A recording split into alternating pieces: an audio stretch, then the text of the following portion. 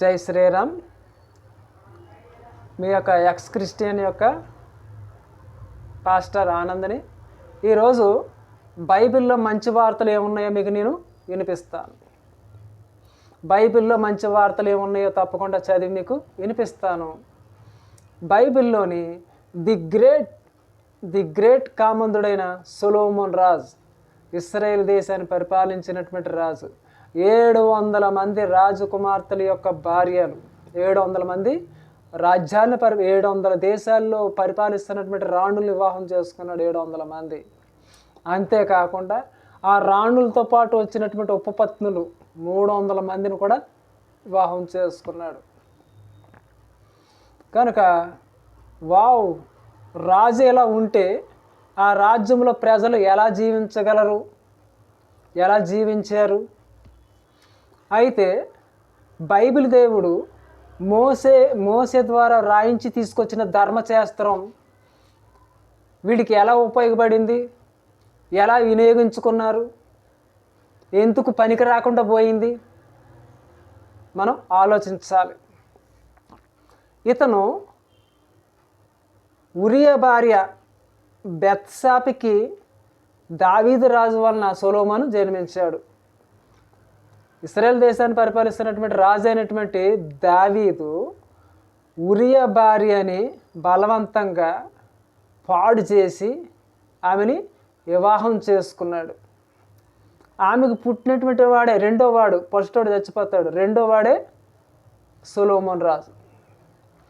ఇతన్నే ఇశ్రాయేల్ దేశానికి రాజుని చేస్తాడు. ఎందుకు చేస్తాడంటే దావీదుకి అంతకు ముందే భార్యలు ఉన్నారు. మొత్తం భార్యలు 8 మంది భార్యలు.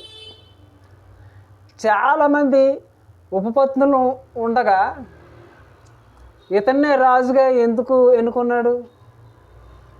దావీదుకి 8 మంది భార్యలు ఉన్నారు, చాలామంది ఉపపత్నులు కూడా ఉన్నారు.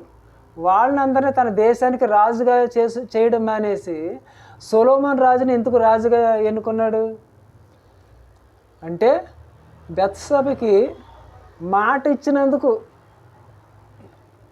ఆమె భర్తను చంపించినందుకు, ఆమె జీవితాన్ని పాడు చేసినందుకు ఆమెకు మాట ఇచ్చాడు. నీకు పుట్టబోయే బిడ్డనే నా దేశానికి, నా ఇశ్రాయేల్ దేశానికి రాజుని చేస్తానని మాట ఇచ్చాడు.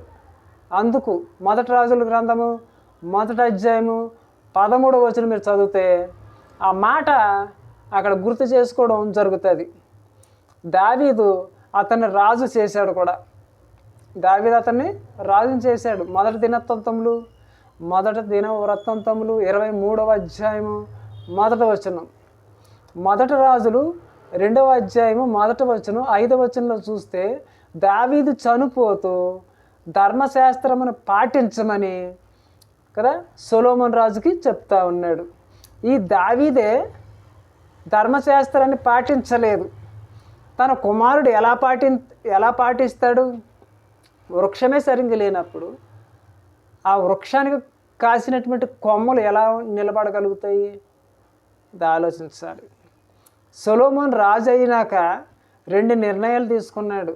2 నిర్ణయాలకు ఆలోచన చేశాడు. 2వ దినవృత్తాంతములు 2వ అధ్యాయం 1వ వచనం. ఒకటి, బైబిల్ దేవునికి ఆయన నామఘనతకు ఒక మందిరం నిర్మించాలని అనుకున్నాడు. రెండోదిగా తన కీర్తి ప్రతిష్టలు వ్యాపింప చేయుటకు ఒక కొత్త నగరాన్ని కట్టుకోవాలని సొలొమోను ఆలోచించాడు. బైబిల్ దేవుని ప్రత్యక్షత అంటే బైబిల్ దేవుడు సొలొమోనుకి ప్రత్యక్షమవుతాడు. అయితే సొలొమోను ఇశ్రాయేల్ దేశంలో ఉన్నటువంటి తన యొక్క ప్రజలను నడిపించడానికి నాకు తెలివినిమ్మని అడుగుతాడు. ఎవరైనా డబ్బు, ఐశ్వర్యం, నగలు, వజ్రాలు అడుగుతారు. నువ్వైతే జ్ఞానాన్ని అడిగావు కాబట్టి నీకు జ్ఞానంతో పాటు కదా సకల ఐశ్వర్యాలు నీకు ఇస్తున్నాను తీసుకొని చెప్పి అతన్ని ఆశీర్వదించి బైబిల్ దేవుడు వెళ్ళిపోయాడు. 2వ దినవృత్తాంతములు 1వ అధ్యాయము 7, 13 ఆయన వ్రాసిచ్చిన గ్రంథాలు అనేకంగా ఉన్నాయి. సొలొమోను రాజు అనేకమైన గ్రంథాలు రాశాడు. అందులో ఎక్కువ శాతం స్త్రీల కొరకే చేశాడు. స్త్రీలను వర్ణించాడు. స్త్రీల కొరకు, వృక్షాల కొరకు, స్త్రీల యొక్క మానవ యొక్క బూతులకు సంబంధించిన అంత వర్ణించాడు, ఎక్కువగా చాలా దరిద్రాన్ని వర్ణించాడు. అంచేత అందుకే ఆ బుక్స్ బైబిల్లో ప్రింట్ చేయించలేదు. కేవలం 3 బుక్కులు మాత్రం ప్రింట్ చేశారు. అదేంటంటే సామెతలు, ప్రసంగి, పరమగీతము. అంచేత ఈ 3 గ్రంథాల్లో బూతు మాటలు కనిపిస్తాయి. అందుకే బైబిల్ బూతు బుక్కుగా వర్ణించబడింది. పాత నిబంధనలు కూడా చాలా ఉన్నాయి. అంచేత సొలొమోను రాసినటువంటి అనేకమైనటువంటి గ్రంథాలని బైబిల్లో చేర్చలేదు. ఏం చేతంటే ఈ 3 సామెతలు, ప్రసంగి, పరమగీతాల్లో కూడా చాలా బూతులు ఉన్నాయి. అంతేకాకుండా మొదటి రాజులు 11వ అధ్యాయము సొలొమోను ఫరో కుమార్తెనే గాక, మొదటి రాజులు 11వ అధ్యాయం 1వ వచనం 5వ వచనం దాకా మీరు చదువుకున్నట్లయితే సొలొమోను ఫరో కుమార్తెనే గాక ఆ జనులలో ఇంకా అనేక మంది పరాస్త్రీలను మోహించి కామాతురత గలవాడై వారిని ఉంచుకొనుచూ వచ్చాను. సొలొమోను ఇశ్రాయేల్ దేశంలోని రాజ్య పరిపాలన చేస్తూ ఉన్నప్పుడు 700 మంది సొంత భార్యలే కాకుండా ఆ రాణులతో వచ్చినటువంటి 300 మంది ఉపపత్నులను కాకుండా తన రాజ్యంలోని అనేక మంది కన్యలను, అనేక మంది స్త్రీలను, తనకు నచ్చినటువంటి స్త్రీలను అందరినీ కూడా తన కోటకు రప్పించుకొని వారిని ఉంచుకుంటూ వస్తున్నాడంట. అందరిని వాడుకుంటున్నాడంట. రోజుకి 2, 3, 4. ఇటు భార్యలు ఉన్నారు, ఇటు ఉపపత్నులు ఉన్నారు. తన రాజ్యంలో ఉన్న కన్యలను అందరినీ కూడా స్వాహా చేసేస్తున్నాడు. శుభ్రంగా అందాన్ని స్వాహా చేసేస్తూ ఉన్నాడు. అంతేకాకుండా ఎంత చూస్తే మనకి అతనికి 700 మంది రాజకుమార్తెలైన భార్యలను, 300 మంది ఉపపత్నులు కలిగి ఉన్నాడు. అంచేత ది గ్రేట్ ఇశ్రాయేల్ రాజ్య పరిపాలించినటువంటి సొలొమోను రాజు. ఇతని కాలంలో ఆ రాజ్యం నాశనమైంది, భ్రష్టు పట్టింది. బైబిల్ దేవుని ధర్మశాస్త్రం పాటించలేదని ఆగ్రహం వ్యక్తం చేశాడు. అరే నీకు నిబంధన ఇచ్చాను కదా, నా నిబంధన నువ్వు పాటించలేదు సొలొమోను అని చెప్పి సొలొమోను మీద ఆగ్రహం చెందాడంట మళ్ళా కదా.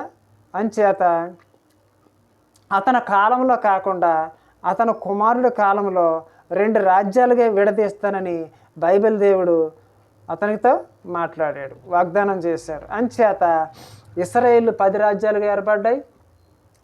ఇశ్రాయేలు 10 రాజ్యాలు కలిపి ఒక రాజ్యంగా ఏర్పడ్డాయి. ఇశ్రాయేలు 10 దేశాలు కలిపి ఒక రాజ్యంగా ఏర్పడ్డాయి. యూదులు 2 రాజ్యాలు కలిపి ఒక రాజ్యంగా ఏర్పడ్డాయి. మళ్ళా ఈ రెండు రాజ్యాలు అంటే ఈ 2 మతాలకి ఇంకో 2 మతాలు ఏర్పడ్డాయి. నేటికి కూడా కొట్టుకొని చేస్తూ ఉన్నాయి.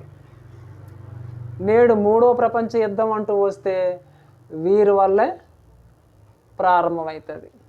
క్రైస్తవ దేశాలు నూరు పోసి అగ్గంటిస్తాయి. స్వాతి ముత్యాలు, శాంతి మతాలు, శాంతి ధర్మము. కనుక నా హిందూ సోదరులందరూ కూడా బైబిల్ని తప్పకుండా చదవండి. అందులో ఏం మంచి వార్తలు ఉన్నాయో గ్రహించండి. ఎవరైనా మీ గ్రామాల మీదకి వచ్చే సువార్త అంటూ వస్తే వారిని ప్రశ్నించండి, బుద్ధి చెప్పండి, గద్దించండి. మన యొక్క హిందూ ధర్మాన్ని రక్షించుకుందాం, మన గ్రామాలను రక్షించుకుందాం కదా. మన దేశాన్ని, మన గ్రామాలని, మన జిల్లాలని, మన రాష్ట్రాలని పట్టి పీడిస్తున్నటువంటి బైబిల్ యొక్క బూజుని వదిలేద్దాం. జై శ్రీరామ్, జై భారత్. Thank you.